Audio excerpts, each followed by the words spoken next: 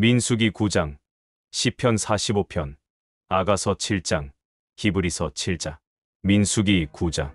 이스라엘 백성이 이집트를 떠나온 지 2년째가 되는 해 1월에 그들이 시나이 광야에 있을 때 여호와께서 모세에게 말씀하셨다.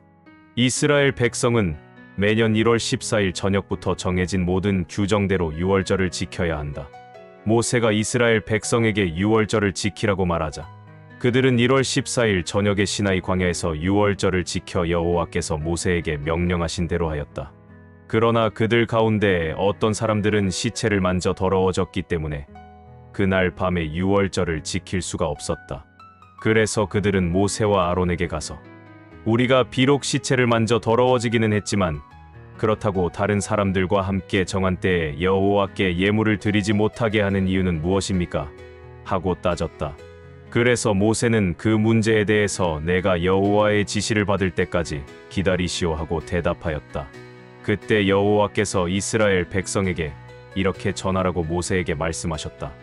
너희나 너희 후손 가운데 어떤 사람이 시체를 만져 더러워졌거나 여행 중이라서 유월절을 지킬 수 없으면 그들은 한 달 후인 2월 14일 저녁에 그 명절을 지킬 수 있다. 그때 그들은 양고기와 누룩을 넣지 않은 빵과 쓴 나물을 함께 먹어야 하며 그것을 다음날 아침까지 남겨두거나 그 뼈를 꺾어서는 안 된다. 이와 같이 그들이 유월절을 지킬 때는 모든 규정에 따라야 한다. 그러나 어떤 사람이 의식상 깨끗하고 여행을 떠나지 않았는데도 유월절을 지키지 않으면 그는 이스라엘 백성 가운데서 제거될 것이다. 그가 정해진 때에 나 여호와에게 예물을 드리지 않았으므로 그 사람은 자기 죄에 대한 대가를 받아야 한다. 그리고 만일 너희 가운데 살고 있는 외국인이 유월절을 지키고 싶어하면 그도 똑같은 규정에 따라 지키게 하라. 너희 이스라엘 사람이든 외국인이든 유월절 규정은 동일하게 적용되어야 한다. 성막이 세워진 날에 구름이 그 성막을 덮었으며 저녁에는 그 구름이 불같은 모양으로 변하여 아침까지 그대로 있었다. 이런 상태는 언제나 계속되었는데 이스라엘 백성은 구름이 성막에서 떠오르면 행진하고 구름이 다시 내려와 머물면 거기서 진을 쳤다. 이와 같이 그들은 여호와의 명령에 따라 행진하기도 하고 진을 치기도 하였으며 구름이 성막 위에 머물러 있는 동안에는 그들도 거기에 머물러 있었다.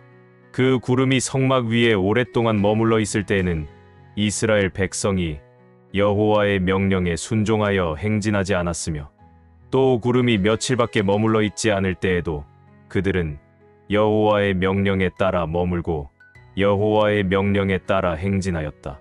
어떤 때는 그 구름이 단 하룻밤만 머물렀다가 이튿날 아침에 다시 떠오르기도 하였다.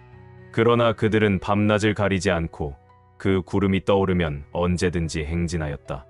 이틀이든 한 달이든 1년이든 그 구름이 성막 위에 머물러 있을 때에는 이스라엘 백성이 진에 머물러 떠나지 않았으나 그 구름이 떠오르면 행진하였다. 이와 같이 그들은 여호와의 명령에 따라 진을 치기도 하고 행진도 하여 여호와께서 모세를 통해 지시하신 말씀에 순종하였다. 시편 45편. 내 마음이 아름다운 시상의 저저 왕을 위해 이 가사를 지으니 내 혀가 훌륭한 작가의 붓과 같구나. 왕은 사람들 중에서도 가장 아름답고 그 입술로 은혜를 베푸시니 하나님이 언제나 왕을 축복해 주셨습니다. 힘 있는 자시여, 허리에 칼을 차고 영광과 위엄의 옷을 입으소서. 왕은 진리와 겸손과 의를 위해 위엄 있게 말을 타고 승리하소서. 왕의 오른손으로 놀라운 일을 행하소서. 왕의 화살이 날카로워 그 원수들의 심장을 꿰뚫음으로 만민이 왕의 발 앞에 엎드립니다.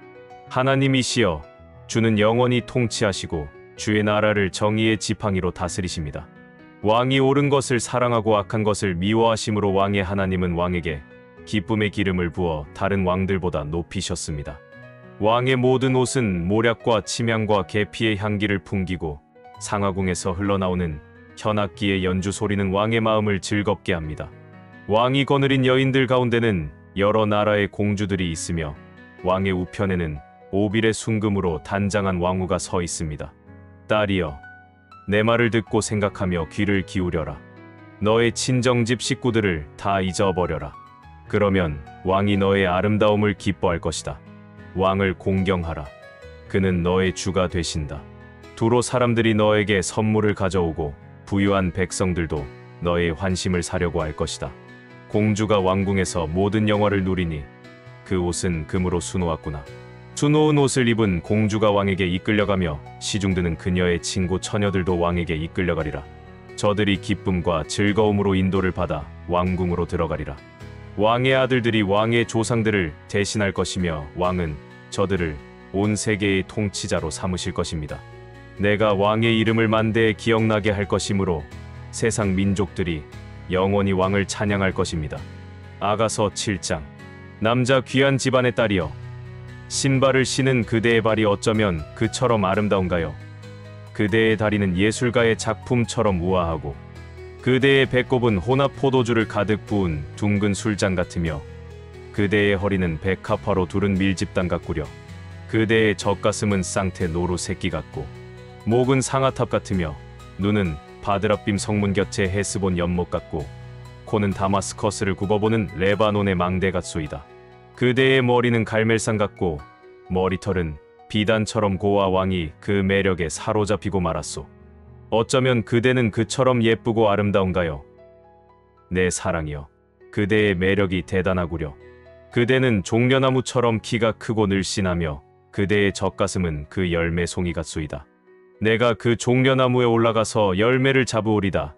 그대의 유방은 포도송이 같고 그대의 숨에서는 사과 냄새가 나며 그대의 입술은 제일 좋은 포도주처럼 달콤하구려. 여자 이 포도주가 내 사랑하는 님의 입술로 부드럽게 흘러들어가기를 원하노라. 나는 내 사랑하는 님의 것이므로 그가 나를 사모하는구나. 내 사랑하는 님이시여, 우리 함께 시골로 가서 마을에서 밤을 보냅시다.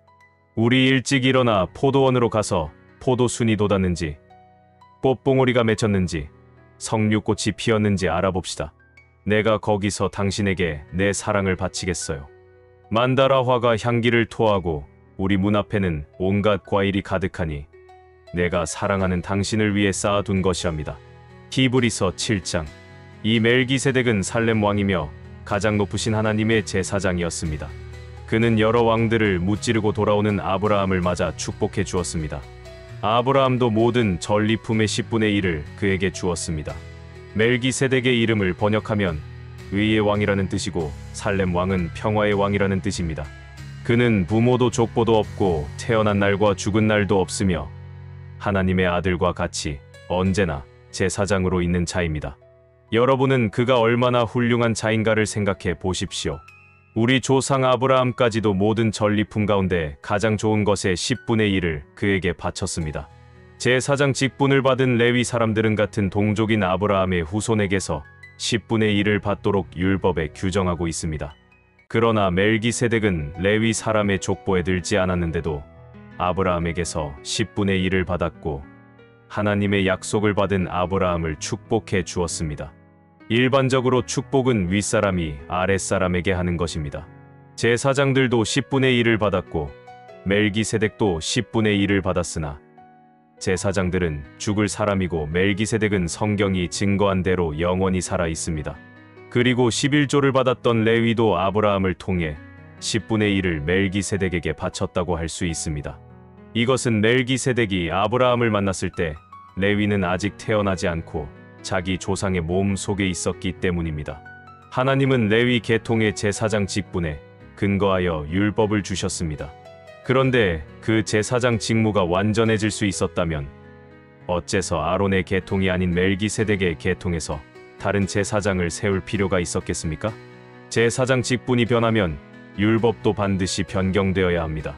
우리가 지금까지 말한 분은 레위 지파가 아닌 다른 지파에 속해 있는데 그 지파에서는 하나도 제사장 일을 한 사람이 없습니다. 우리 주님은 분명히 유다 지파의 후손입니다. 모세는 이 지파에서 제사장이 나올 것이라고 말한 적이 한 번도 없습니다. 멜기세덱과 같은 다른 제사장이 나타난 것을 보니 우리가 말한 것은 더욱 분명합니다. 그분은 인간의 법이나 규정에 따라 제사장이 되신 것이 아니라 영원한 생명의 능력으로 되신 것입니다. 성경은 그분에 대하여 너는 멜기세덱의 계열에 속한 영원한 제사장이다 라고 하였습니다. 옛 계명은 약하고 쓸모가 없어서 폐지되었습니다. 율법은 아무것도 완전케 하지 못했기 때문입니다. 그래서 우리는 더 좋은 희망을 갖게 되었고 이것으로 우리가 하나님께 가까이 나아갑니다. 예수님께서 제사장이 되신 것은 약속 없이 된 것이 아닙니다. 레위 계통의 제사장들은 약속 없이 제사장이 되었으나 예수님은 다음과 같은 약속의 말씀에 따라 제사장이 되셨습니다. 주께서 약속하셨으니 그 마음을 바꾸지 않으실 것이다. 너는 멜기세덱의 계열에 속한 영원한 제사장이다. 이렇게 하여 예수님은 더 좋은 계약의 보증이 되셨습니다. 레위 계통의 제사장들은 죽기 때문에 그 직무를 계속할 수 없어서 많은 제사장이 필요했습니다. 그러나 예수님은 영원히 살아 계심으로 그분의 제사장직도 영원합니다. 그러므로 예수님은 자기를 통해 하나님께 나아가는 사람들을 온전히 구원하실 수 있습니다.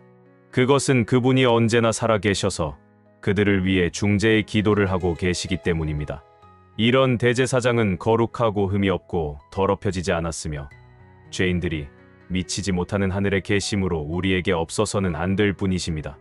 예수님은 다른 제사장들처럼 먼저 자기 죄를 위해 제사를 드리고 나서 백성의 죄를 위해 제사 드리는 일을 날마다 할 필요가 없습니다.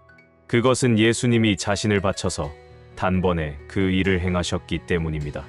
율법은 약점을 가진 사람들을 대제사장으로 임명하였지만 율법 후에 온 하나님의 약속은 영원히 완전하게 되신 아들을 대제사장으로 임명하였습니다.